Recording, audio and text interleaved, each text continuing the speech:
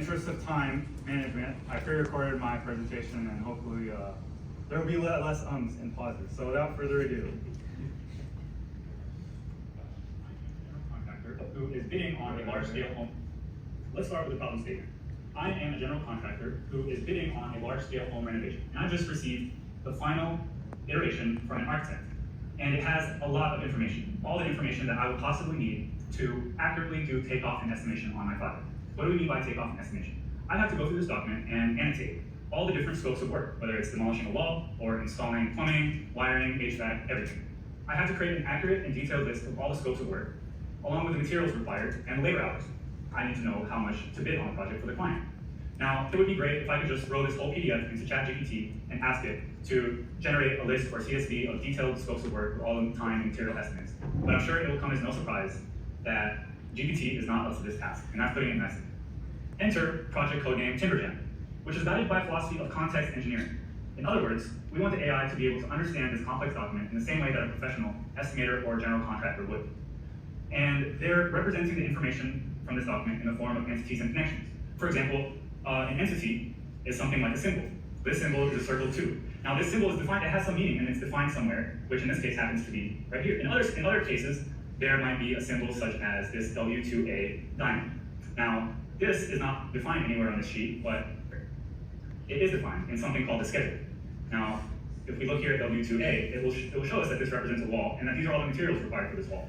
So this diagram shows an early version of our knowledge graph data model, which contains all the entities that we might care about, starting at a high level with the sheet or the page. So if we consider takeoff and estimation to be a black box, there is an input of an architectural document, and there's an output of a list of scopes of work, right? And we want to reverse engineer this black box.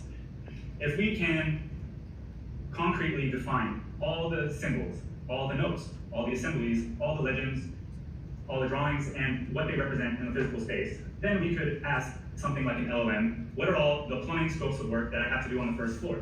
That can turn into a GraphRag type query, right? The output that the LOM can give will be always grounded in the actual document, not just the sheet, but even the specific coordinates on each sheet.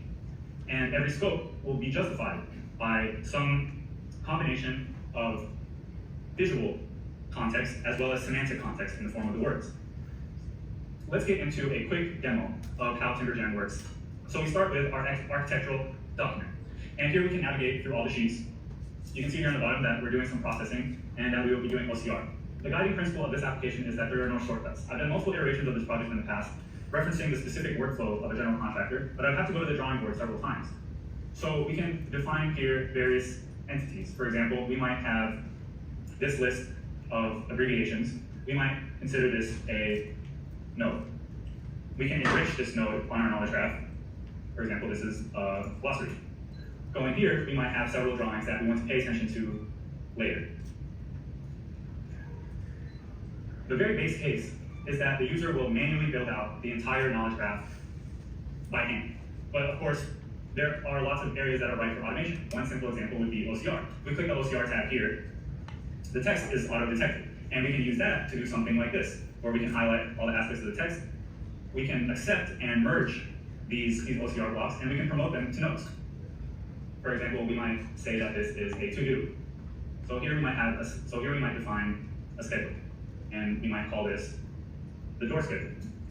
Similarly, we might have here, and we'll call this drawing, or series of drawings, door components. In this way, we're beginning to populate or hydrate our knowledge graph with actual instances of the different nodes. Although this is a manual process, it is necessary to create an application that has the flexibility. That there's a lot of variation in how every user might interact with such a document.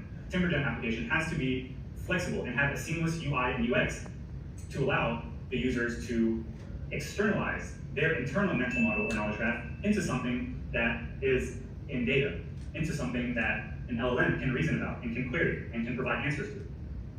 Of course, this is not a context engineering hackathon, it's an AI hackathon. Let's look briefly at an example of how AI technologies can later be integrated once we have this foundation of a flexible and widely applicable knowledge graph. This research here, ARCAD 400K, is research that came out of China and was published last March.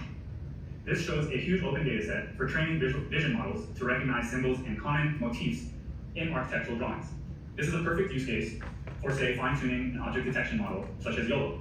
This type of technology can be used to enhance the takeoff and estimation copilot that I'm starting to build in TimberGem. Thank you, everyone.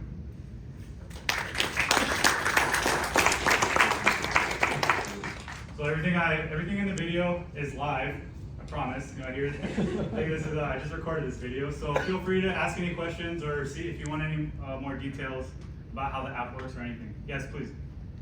This is a famous problem of getting LLMs to understand architectural drawings. Are the models now reasoning about them pretty well? I found it through my experimentation that if you're really zoomed in, like maybe like on a single room, you can get some decent inference by the LLM. But something that's any more complicated than that, and you know, good luck. Got it. Yeah. Thank you. So my question is, like, rather than doing the OCR on this kind of file, who makes this file in software? Like, why don't we take that file directly and then use that file? Yeah, that's a great question. Getting the source CAD files. That's a really good question. I mean, one answer to that is that I don't have access to as many architects. And then the other answer to that question is that, you know, my customer is the general contractor. And the general contractor, for all intents and purposes, just receives the PDF. And so I'm trying to figure out how to do automation from that general contractor. But yeah, there's a lot deep. It goes a lot deeper than that, but that is a very good question. It's something that I asked a while ago. Yes. Yes, so say, you know, we've looked in this space before. Actually, super interesting approach at doing this. I think not going too far down the fully automated path is actually a really good idea here, because I know these people spend tons and tons of time trying to get estimates. Also interesting to note that, I didn't know this, but there's different levels of estimation. So there's kind of the high level swag of like, it's gonna be about this much all the way down into every single nail and a certain cost. So I think, you know, being able to think about those categories and start applying this kind of work on the stack, really interesting area to go after. So Yeah. very cool. Thank you. Thank you. Yeah. Yeah. Please, Andy. Yeah. Why did you choose this problem? I chose this problem because a good friend of mine, who's actually in the audience today, is a general contractor, and I spent some time with him, you know, peering over his shoulder and trying to understand like how he does his work.